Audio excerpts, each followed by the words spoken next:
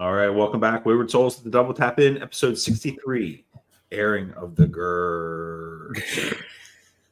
Gonna be a little bit of both, I think. Absolutely. Yeah. So when we first started and we were doing airing of the grievances, they were hot. Like everybody loved them. We did them a lot more than what we do now.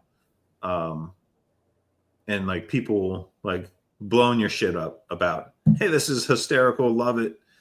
And then we did an airing of the gratitude, and since then, like we've always kind of done like some grievances, some gratitudes, and we put them together. And I really like how that works out. Yeah. Because at the end of the day, like, don't go away mad. Just go away. Just go away.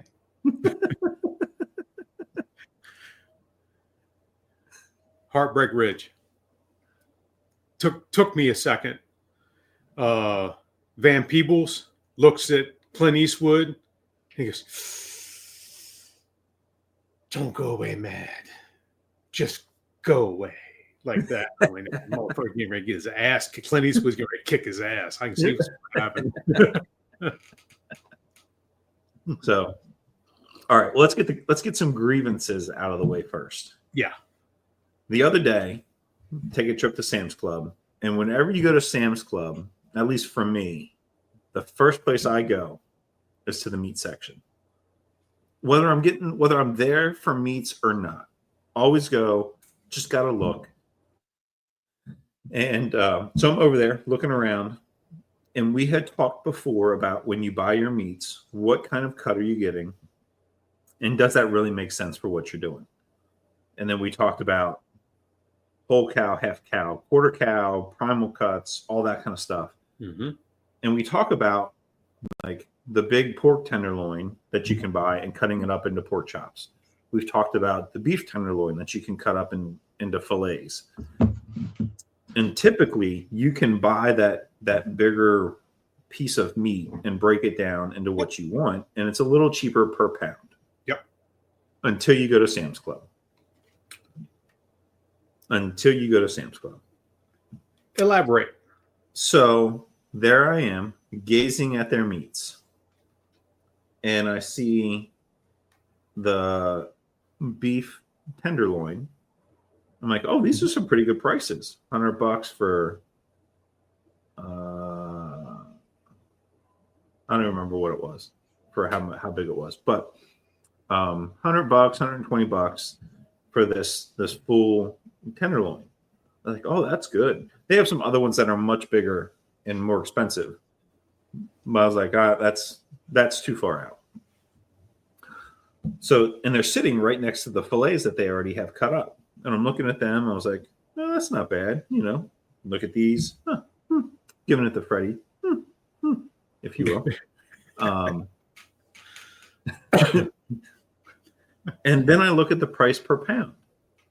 And the whole tenderloin was more expensive per pound than the fillets that were cut up.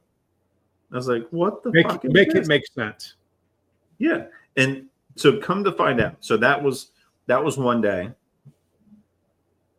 I went back yesterday.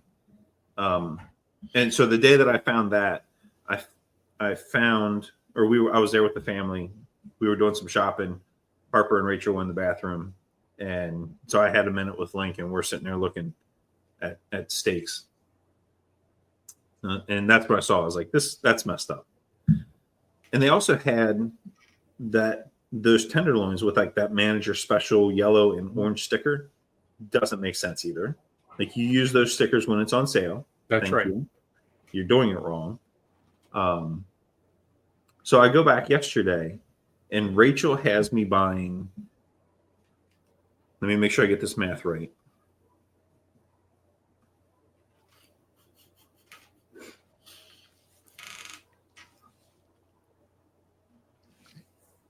Hang on a second.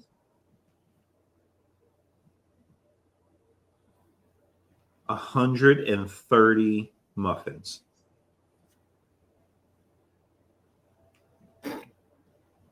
I'm at Sam's Club. Hang on a second. Let me go over to the microphone. I'm at Sam's Club buying 130 muffins. 130 muffins. That's 19 containers of muffins. Yep. I'm going to say that one more time. 3 digits. 130 muffins. I'm on my way up there. So, do you know the Muffin Man? I do now. I'm the fucking Muffin Man.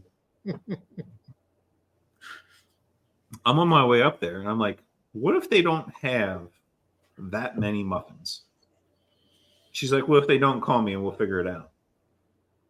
Luckily, yesterday was Muffin Day, and there was a plethora of muffins. So I was good. I felt safe. Noah, what does plethora mean? Anyway, go ahead, man. He's not going to listen anyway. Yeah, right. But I binge listen. Okay. All right. Well, even if you just play it, we appreciate that. Yep. We know you're not listening. Give us the numbers. Yeah. Pump those numbers up.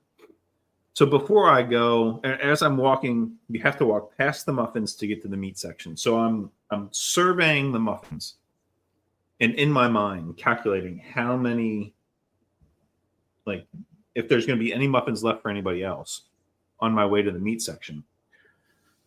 And I get stuck back at the beef tenderloin section. I'm like, what the fuck is up with this?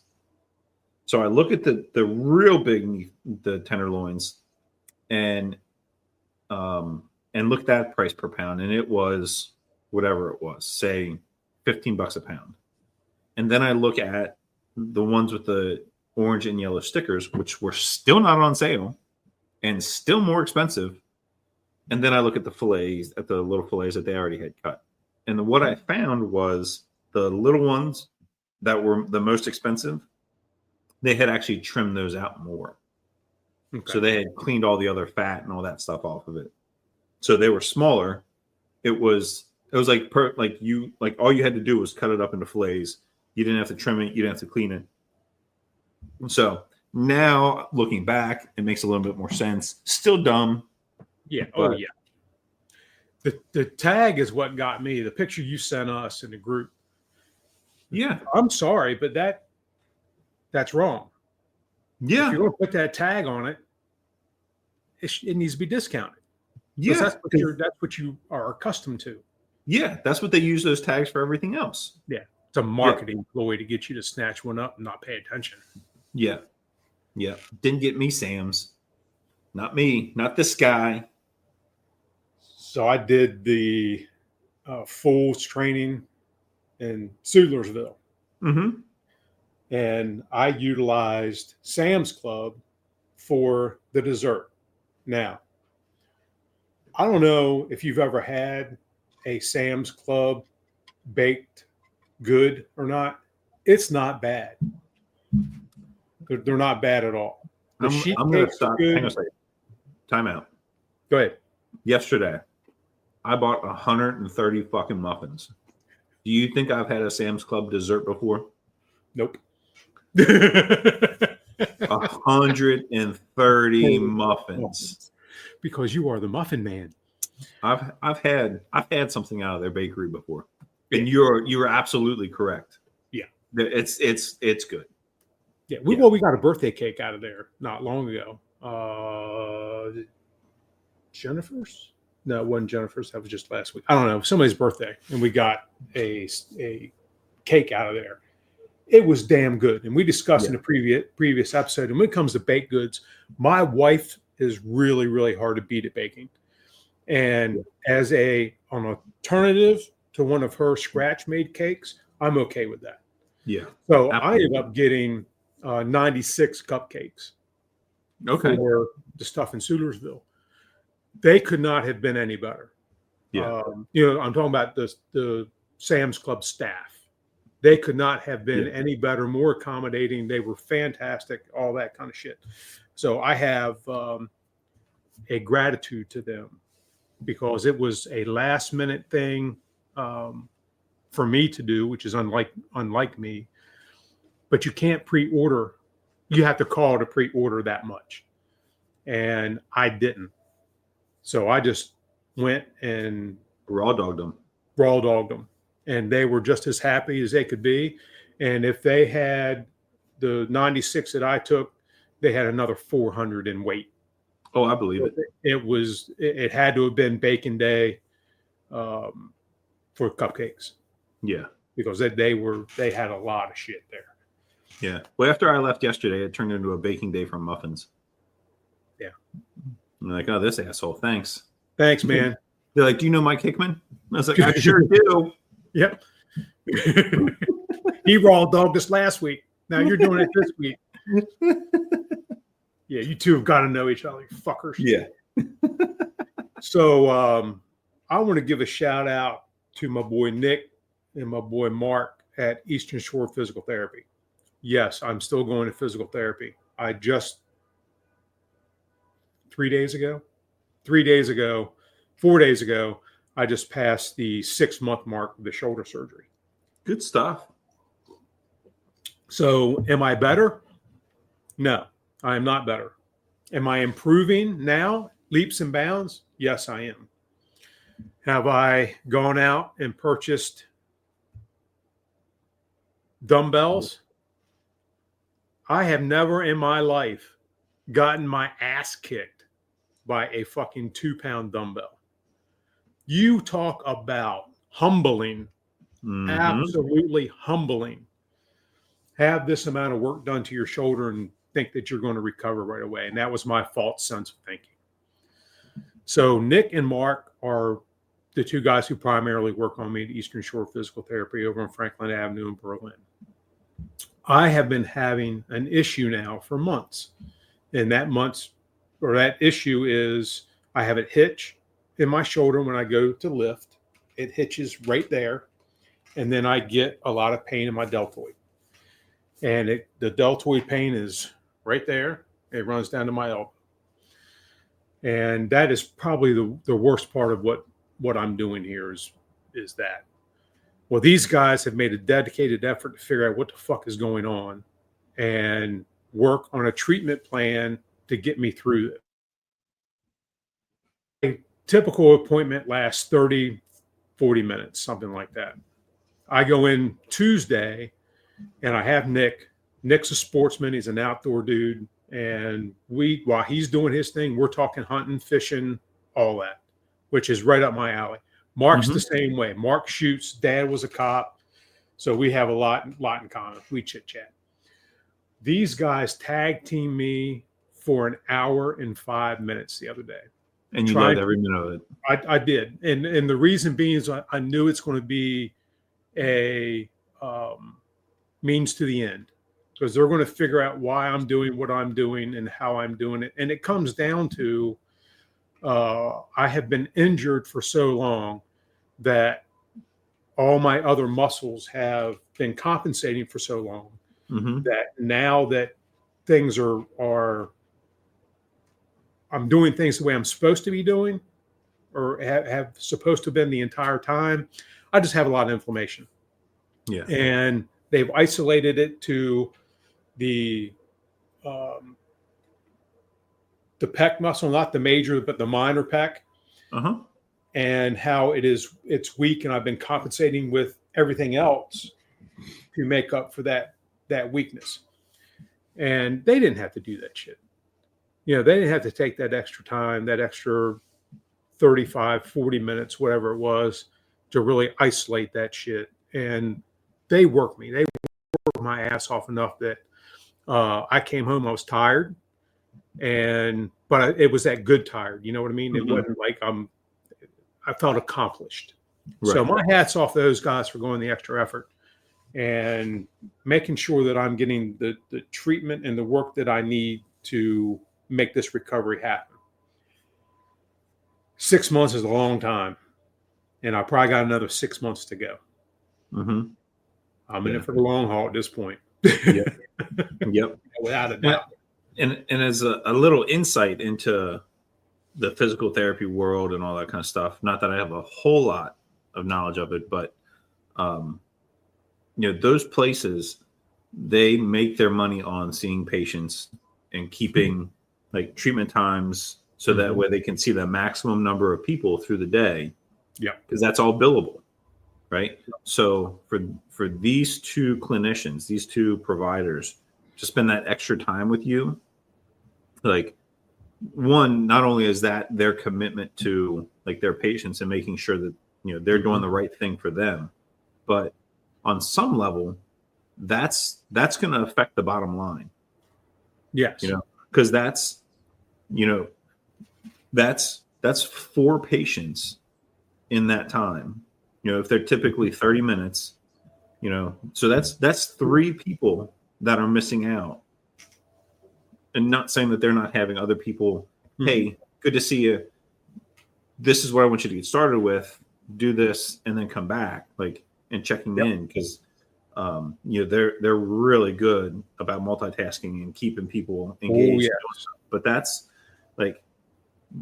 taking time away from other patients and like I said, potentially the bottom line, to make sure that their patient, in this case you, is getting the therapy and the attention that they need and that they deserve. So if they're doing that with you, like, they're also doing that for other people, and they're making sure that, you know, their folks are getting the right care that they need.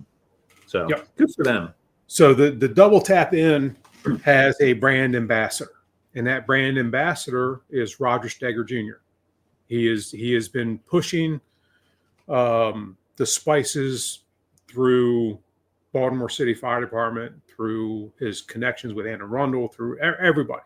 And it's not uncommon for me to get a text message from an unknown number that says, "Hey, Roger sent me." Okay, got it. Appreciate you. And get them hooked up, all that good stuff. Well, he is not always down here, and his dad lives in West Texas City, senior.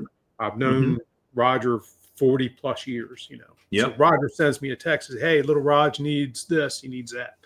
Not a problem at all. Have it ready for you, whatever. So he stops by the other day, picks stuff up for Raj, and he sees Annie. Now, Roger Sr. and Joy camp a lot, and Miss Joy was with him, and so we got a chance to look at Annie, and we're inside, we're shooting the shit and all this, and I said, "Look, I just came back from physical therapy.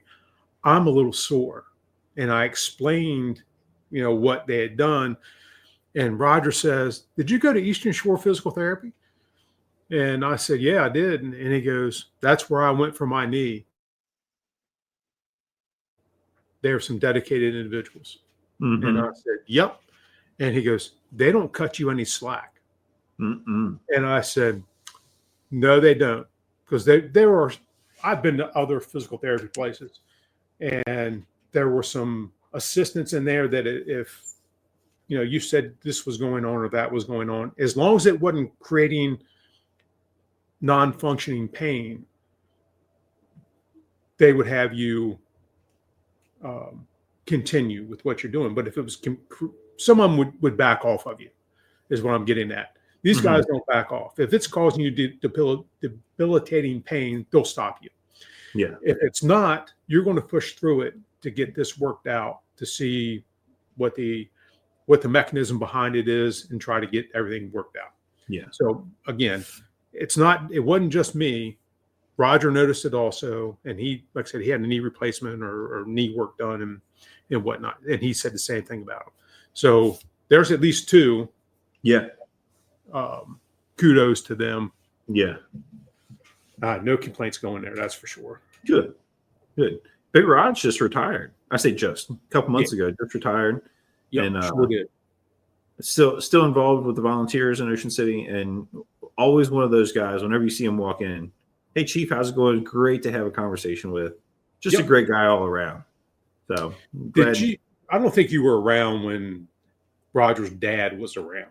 Pop I don't believe so. So when I first went to Ocean City, Pop was one of the old school guys. He was chief engineer. He was all that.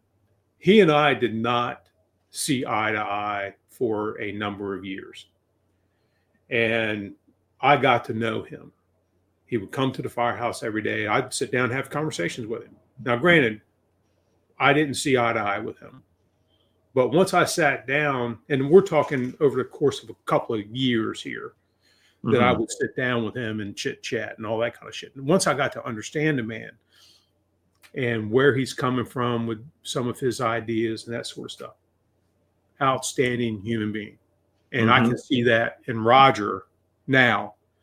I can see his dad in him, which is definitely a compliment to him. So sometimes when you might not see eye to eye with somebody, get to know them, and then you might see that they really are a good individual. They really are a piece of shit. And in Pop's circumstance, he really, really was a good individual. Yeah. And you just had to get to know him and his thought process. And as it turns out, we actually had the same thoughts and ideas. We just had very different ways of getting there, if that makes any sense whatsoever. Oh yeah, absolutely. And I feel like in the fire service in particular, probably fire service and probably law enforcement, there's a lot of that.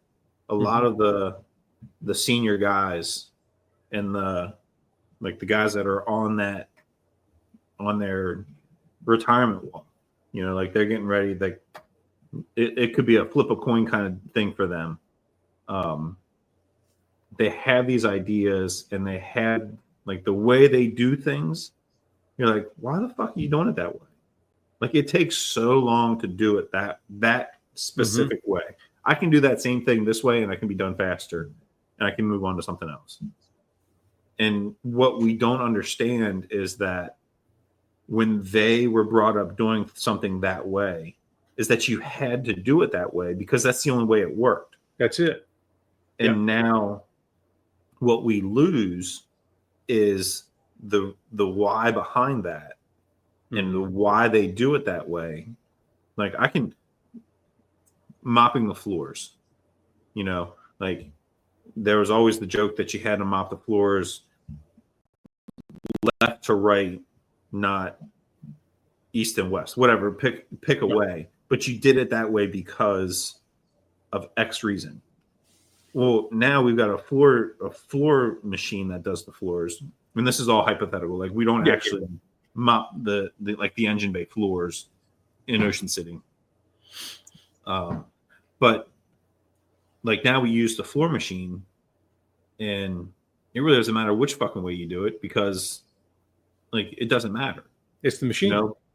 Exactly. But understanding, and this is a very benign example. Like you can talk about operations, you can talk about the way we cut a hole and the way that they would do it with an axe versus how we now do it with saws. And they did it in this specific order because if you're using an axe and you didn't go in that order, you're going to fall through the roof and you get like, you'll get horribly injured. Well, now with a saw, it doesn't matter so much because it's quicker, but you still do it in this fashion because it's still safer. You know what I mean? And like, we don't have that. We don't have the understanding. And a lot of times I feel like we don't take the time to have the conversation to gain the understanding of the why, like just that's all like, it's all very interesting. And what's even more interesting is people like the younger generation, they want to know the why. Like, and that's kind of frustrating for the older generation is they don't want to like, just do it this way because that's the way I told you to do it. Yeah. We never asked why. Right. We just did it. Yeah. We just did it because the older guys will beat your ass. Yeah. Yeah. Like you just did it that way because that's the way you were told to do it. And now the younger generation, they question everything, which is infuriating to some extent. But if you start, and this is like we're getting into some like leadership and some that kind of stuff here. But if you start with the why, then you don't have all of this turmoil in between. Right. If again I tell you to go mop the floors and I tell you that you need to do it this way, and you're doing it the other way, and I yell at you, but I don't tell you why, like that creates all this other problem. Whereas if I would told you, hey, look, this is how we mop the floors and this is why we do it this way, then you don't have to worry about all the turmoil in between. Yep. They have the understanding and they can do that. And you've imparted that history and you've imparted that tradition and you've imparted that knowledge. So now when the person you're telling them mop the floors, when they get a new person and they're teaching somebody how to mop the floors, it's still the same way. And it's still like it progresses that along. And I'm not saying this to get rid of tradition and to not take change and not take advancements, because like if we can advance something, like I said, now we mop the floors with the machine and it doesn't matter. But when the machine's broken and you have to mop the floor, well, this is why we do it this way. Yeah. So that got deep, and I didn't mean for it to get deep. No, but you're 100% correct. When I was starting my career, you did it a certain way because that's how it was done. You weren't given an explanation. You weren't told anything. This is just how we do it. It wasn't until I became an instructor that I learned exactly what you're saying. If you give them an explanation behind doing it that way, the history maybe, or whatever it is, then it eliminates the why. Mm-hmm. It eliminates them saying, well, why should I do this? Why can't I do this? Da, da, da, da, da. And it's all part of the educational process. Yep. If you just tell somebody, well, this is because we've done it this way for 87 years, and God damn it, we're not going to allow modern technology to destroy history. Well, there's a balance there. Yeah, absolutely. Absolutely. And if you want more on the Start with the Why, go on YouTube and listen to Simon Sinek, Start with the Why. He's also got a book. Simon Sinek just has fantastic leadership stuff anyway, but he specifically talks about starting with the why, and he does it in presentations. He makes a great comparison. And this was actually something else I wanted to bring in too. He makes a great comparison as to Apple with their products and how other companies sell things. And you're like, he's going through it and you're like, holy shit.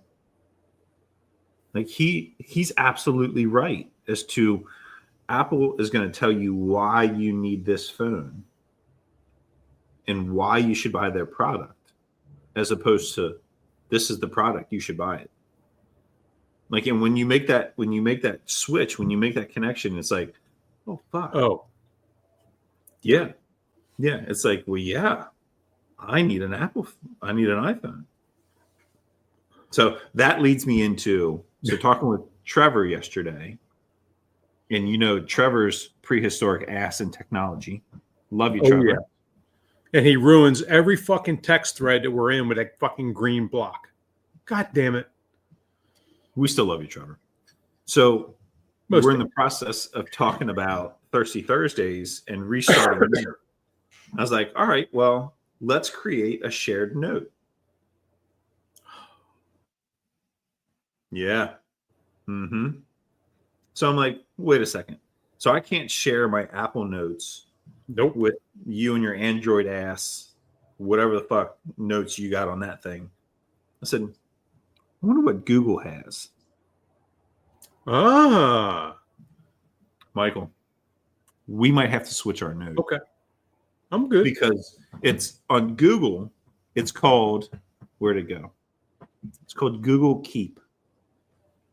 And you know how, like, when we check a topic off our list, like we have to go back and delete it or something like that. If you check it off in Google, it goes away. Mm-hmm. It still has the same shared tech capabilities, all that kind of stuff, but it goes away. Damn. Yeah. Yeah. I'm game. Makes no difference to me. Fucking Google. And that's the note I put into our shared note. I tell you, I think if I wasn't so embedded or so like comfortable with my iPhone, I'd have whatever the Google. I think it's a Google Pixel is their Yep. phone. Pixel. Yeah. I would have one of those. So I'm the guy that owns an iPhone, but I'm an Android user. Yeah. I love my Android.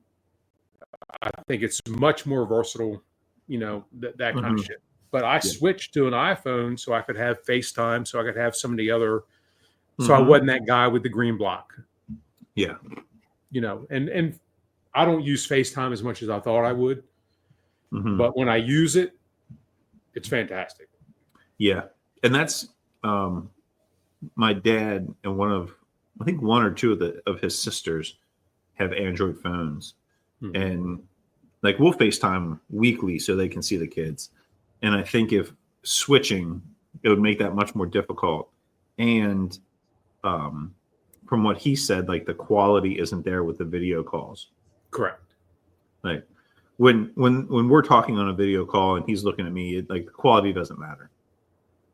But when he's looking at his granddaughter and grandson, like quality matters there. Quality matters. Yeah. So for sure. 100% does. Yeah. And I can't for that reason alone, I can't make that change. But Google, I agree with you. Holy shit! Like the Google Keep app, like I'll send it to you. We can fuck around with it a little bit. It makes no difference to me either where we put it. Our note. I like the notes. I like the Keep. Whatever. The other thing that I have to. Here comes a Navy helicopter. Oh, nice. The other thing is, have you used Google Gemini? It's like their Chat GPT thing. No. It's fucking impressive. So I'm trying to figure out what we're going to have. Can you hear that big bitch? Yeah, that thing is huge. That's what she said. Yeah. not to me, but yeah, ever. So Google Gemini is their AI where you can give it a prompt and it'll respond to it.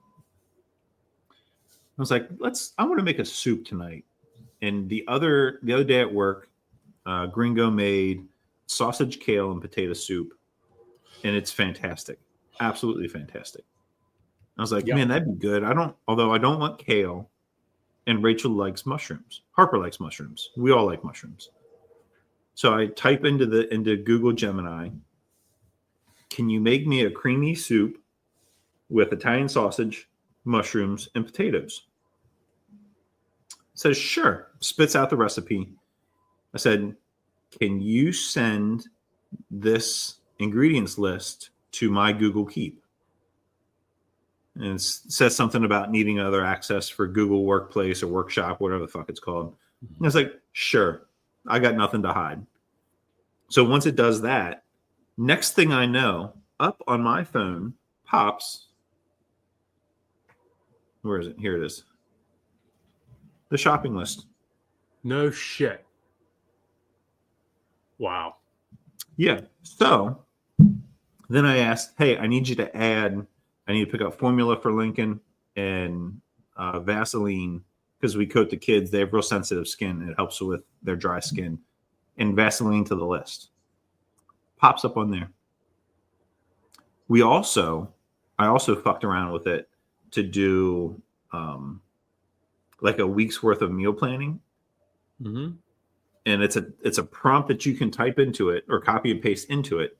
And it will print out or it'll kick out a week's worth of meals that you can be like, hey, I'm going to be able to make it in 30 minutes. I want you to give me an ingredients list and I want you to keep it under $120 for the week. Bang. You go scrolling through and it's got something with beans. Oh, by the way, I don't like beans. Enter. No problem. Takes that ingredient out and gives you another recipe. It's the rest of my day is fucked. Right? It's fucking amazing. Fucking amazing. I'm telling you, if I wasn't so into the iPhone, Google Pixel and Google would run my life. It already kind of does. And people that are going to be like, well, it's tracking all your stuff and it's keeping track of all this. I don't give a shit. I'm not doing shit that can't be tracked. I could care less. Do you know how much I'm on social media? Do you know Yep. how much? Like, it's listening to me right now. Hi, Google. I don't give a fuck. I've got Nope. nothing to hide. You're gonna rob me? You're gonna steal my identity? China's Okay. going to come take your shit. No, the fuck they're not. Yeah. Come on. They're gonna see what I'm having for dinner. Yep. Big fucking deal. So give that a shot, and it is. Rest of my afternoon's fucked. I'm telling you. Yeah. It's windy as impressive. fuck. I'm not going to hunt. It is what it is. Yeah. So I'm not going to do it today, but we'll do it on another episode. One of the things we have on our list, and we haven't talked much about hunting on our podcast. And No. most people who know me in real life know that I am an avid hunter, and I collect things that are governed by the ATF. And we need to get into a full-blown conversation about the ATF and probably what's going to happen to them coming up come January 6th or whatever the date that 47 comes in. So, yeah, we'll have to add that on the priority list for topics, and that'll be a teaser for maybe the next one we do. Yeah, absolutely. Sounds good to me. So, put that in our note so that way we can make sure we remember it. Yeah. Yeah. Actually, put it in there and put episode 64. Yep. Do that. Yeah. Because otherwise we'll forget in 28 seconds from now. Forget what? Exactly. So with that being said, we hope you guys enjoyed the little airing of the grievances and airing of some gratitudes, some Google talk, because fuck, I love Google, and a little teaser for the next show. So we'll see you next time. Thanks for joining us, and stay safe.